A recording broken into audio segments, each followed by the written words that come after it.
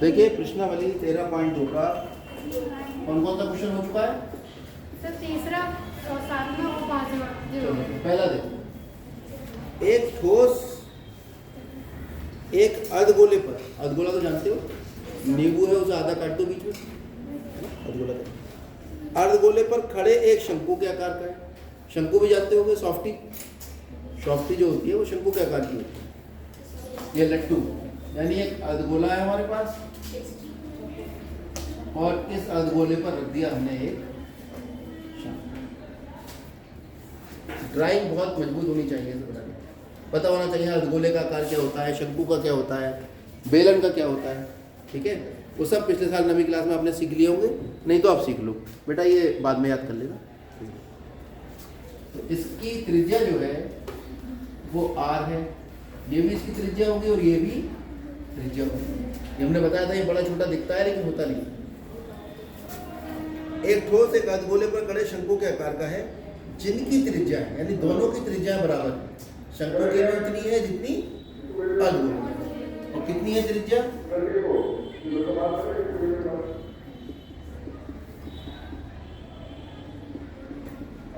एक सेकंड, यानी अर्धगोले की त्रिज्या भी उतनी है जितनी शंकु।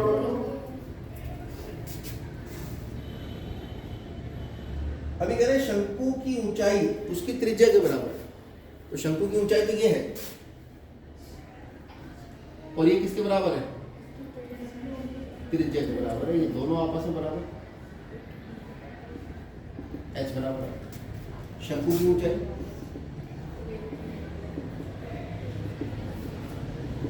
h बराबर ये भी 1 सेंटीमीटर। अब हमसे कहा है कि इस ठोस का आयतन ज्ञात करो। तो ठोस किस किस से मिलकर बना है? अर्धगोला और शंकु। ठोस का आयतन कितना हो जाएगा?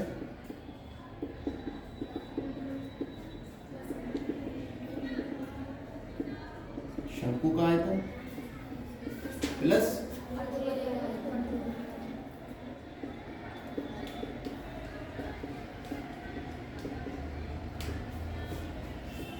बताओ शंकु का आयतन।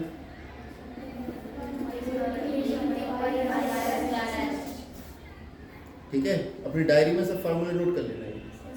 1 रुपये 2 रुपये वाली कॉपी आती है, अब तो आती नहीं है, 5 वाली आती होगी, उसे अपना फार्मूला कॉपी बना लो और जितने फार्मूले रोज प्रयोग हो रहे हैं उन्हें रोज लिखते जाओ।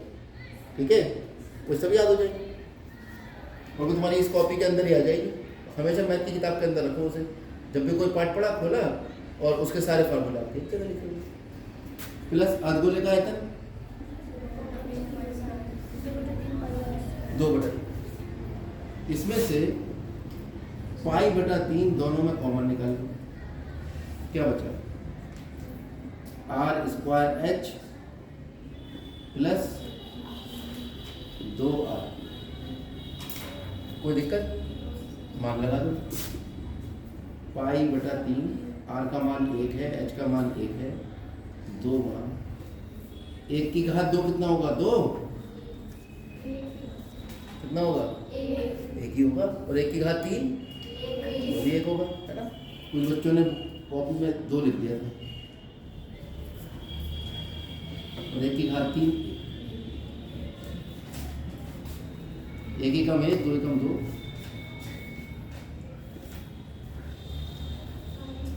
कितना आ गया करके? पाई सेंटीमीटर की घात। और उसने यही कहा था कि पाई का मान नहीं रखना है, पाई के पदों में आयतन निकाल। तो ये आयतन किसके पदों में आ गया? पाई के पदों में। बात खत्म। अगला सवाल,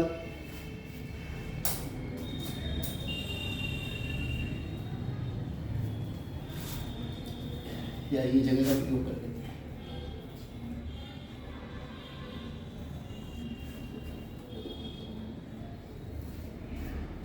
एक इंजीनियरिंग के विद्यार्थी रचेल, यहाँ तक कोई विशेष बात नहीं है, ये बता रहे हैं कि इंजीनियरिंग का विद्यार्थी जिसका नाम रचेल ने एक पतली एल्युमिनियम शीट का प्रयोग किया और एक मॉडल बनाने के लिए कहा गया उससे, जो एक बेलन के आकार का था जिसके दोनों सिरों पर शंकु जुड़े हुए थे। मॉडल किस आकार का था? बेलन, इस तरह का था। और इस बेलन के दोनों सिरों पर कौन जुड़े थे? यानी एक शंकु इधर जुड़ा होगा और एक शंकु इधर। ये मॉडल बनाने के लिए उससे कहा। इस मॉडल का व्यास 3 सेंटीमीटर था, यानी इसका जो व्यास है वो कितने सेंटीमीटर था? 3 सेंटीमीटर। थोड़ा बड़ा, यानी व्यास 3 था, तो ऐसे दिखाएंगे 3 सेंटीमीटर यहाँ से यहाँ तक था और ये लाइन थी। तो इससे पता लग रहा है कि इसकी चौड़ाई 3 थी। तो मॉडल की त्रिज्या कितनी हो जाएगी?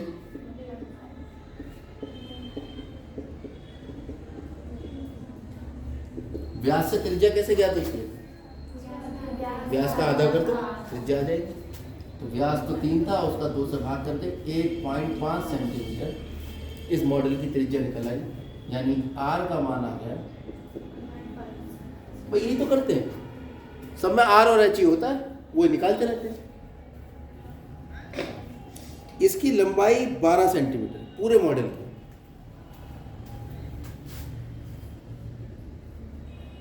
यहां से और यहां, ये पूरी लंबाई 12 सेंटीमीटर। ये लाइनें जो खींची है उसका चित्र से कोई संबंध नहीं है। मैं ये बताने की कोशिश कर रहा हूँ कि भाई यहाँ से यहाँ तक की लंबाई 12 है। कभी को मॉडल का ये भाग है, ये लाइन खींची हुई है, ये बीच में से लाइन टिकेगी, कैसे नीचे गिर जाएगी, है ना? सोच सकते हैं बच्चे। एक बार एक बच्चे ने पूछ लिया था हमसे, यदि प्रत्येक शंकु की ऊंचाई 2 सेंटीमीटर हो तो दोनों शंकुओं की ऊंचाई हमने बता रखी, ऊंचाई तो ये वाली है, इसे कहते हैं ऊंचाई शंकु की। यहाँ भी होगी, दोनों की ऊंचाई कितनी है? 2 सेंटीमीटर। ये यहाँ से यहाँ, ये तरीका समझ रहे हो?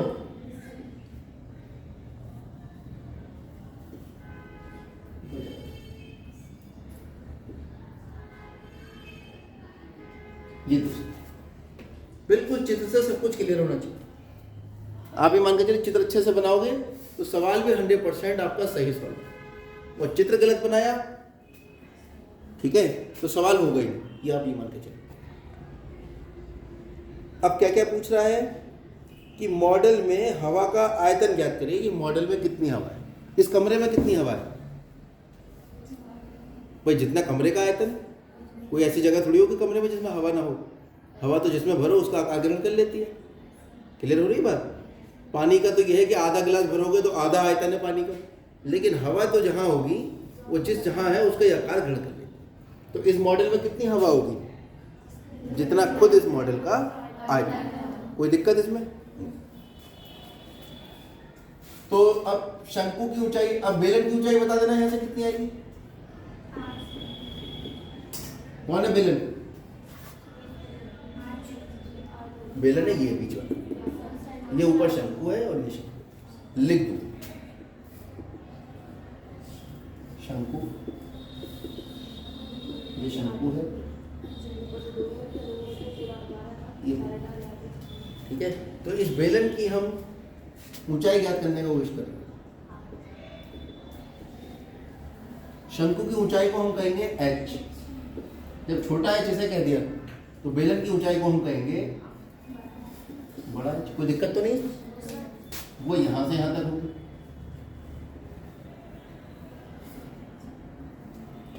ठीक है, बेलन की ऊंचाई h कितनी होनी चाहिए?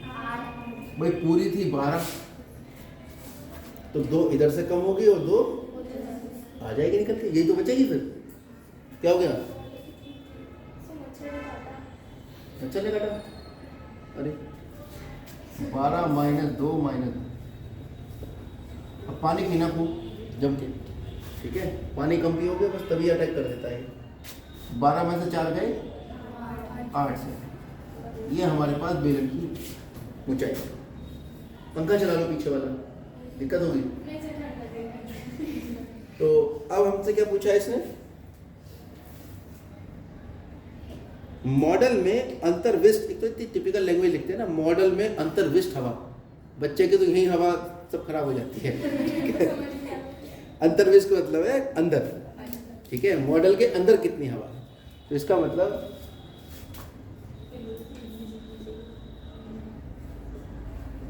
हम पूरा लिख के दिखा रहे हैं। अंतर्विष्ट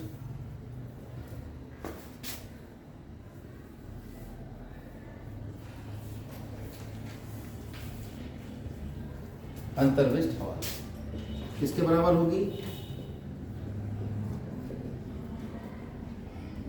सबसे ज्यादा जरूरी होता है इसमें कि जो आपसे पूछा है उसको पहले शब्दों में लिखो।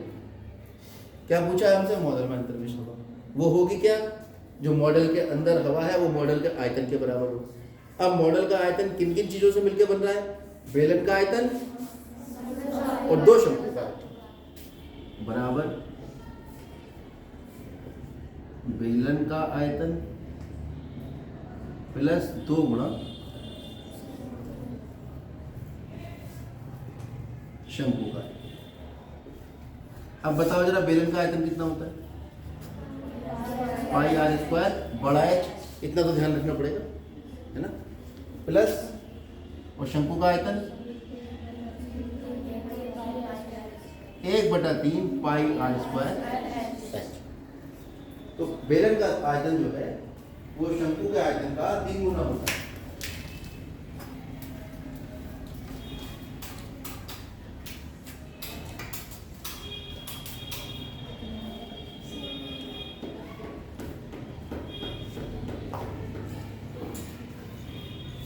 तो यहाँ पे क्या कॉमन आ रहा है? पाई दोनों में, आर स्क्वायर दोनों में, तो कॉमन लेने का मतलब बाहर लिख दो, अंदर ब्रैकेट में हटा के लिख दो। क्या बचा हटा के? h प्लस 2/3 अंश के अंश से गुणा।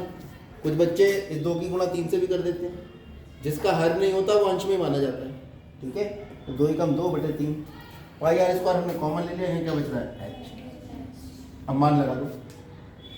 पाई का मान पहले देख लो, 3.14 बताया तो नहीं बताया। जब नहीं बताएगा तो 22/7। ये आदत डाल लेना हर सवाल में। पाई का मान पहले देख लो, बताया तो नहीं, उसके बाद ही 22/7 रखो। अगर उसने 3.14 दे दिया है तो आपका नंबर कट जाएगा यार। आर का मान कितना है? 1.5। एच का मान कितना है? एच बेलन वाला कितना था? 8। और शंकु वाले एच का मान कितना था? 2। तो आपके पास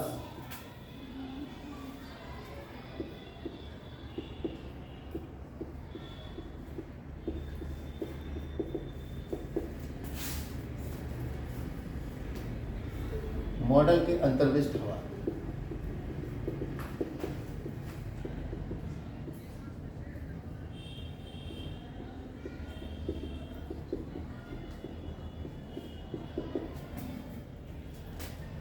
आया 22/7 गुणा 15 का वर्ग कितना होता है? 2.25 और ब्रैकेट में 8 प्लस 2 दूनी 4/3 ले लो एलसीएम।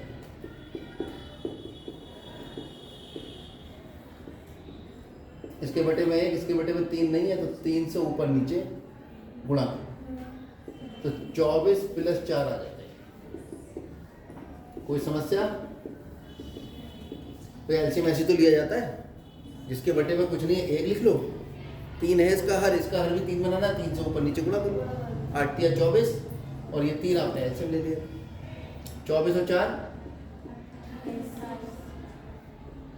7 चौक 0.3 सत्ते 21 3 पंजे 15 75 चौक 75 दूनी 150 और 150 दूनी 300 तो 75 चौक कितना हुआ? 300। अरे 75 का दूना तो पता है, नहीं तो गुणा कर लो, इतना क्यों समझा रहा हूँ। 22 गुणा 4 पंजे 20 7 चौक 28 और 2 30 दो लगता है और 2 के बाद दशमलव है, 2 के बाद दशमलव लगा दो और इनकी गुणा करो कितना आ जाएगा? 66 सेंटीमीटर की घात 3 नहीं लिखोगे तो नंबर कट जाएगा। मात्रक लिखना बहुत जरूरी है। आयतन का मात्रक घात 3 में आता है, क्षेत्रफल का घात 2 में आता है और लंबाई का घात 1 में। ठीक है, तो आपसे यहाँ किसका पूछा है? इसलिए आयतन पूछा है तो आप यहाँ पर आयतन पे घात 3 लगा दीजिए और लंबाई और त्रिज्या जिस भी यूनिट में दिए सब सेंटीमीटर में दिए तो सेंटीमीटर। अतः ये लिखना बहुत जरूरी है, 1 नंबर होता है इसका। मॉडल में अंतर्विष्ट हवा का आयतन 66 सेंटीमीटर। बताओ किसी किसी समस्या ऐसे समझने में? दोबारा समझा दें या हो गया? चल आगे बढ़ो।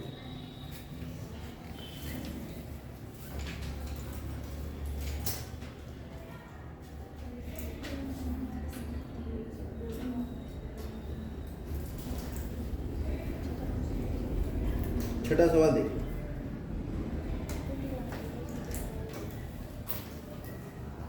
एक आध तो आप भी करोगे, छठा खुद करना और आठवां भी खुद करना। ठीक है, आठवें में तो खाली आपको बस इतना करना है, एक उसने गोला दिया है और इस पर यहाँ बेलन बना दिया है,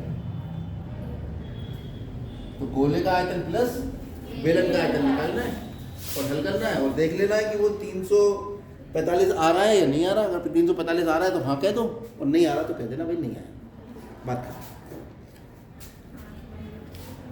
चलिए करिए।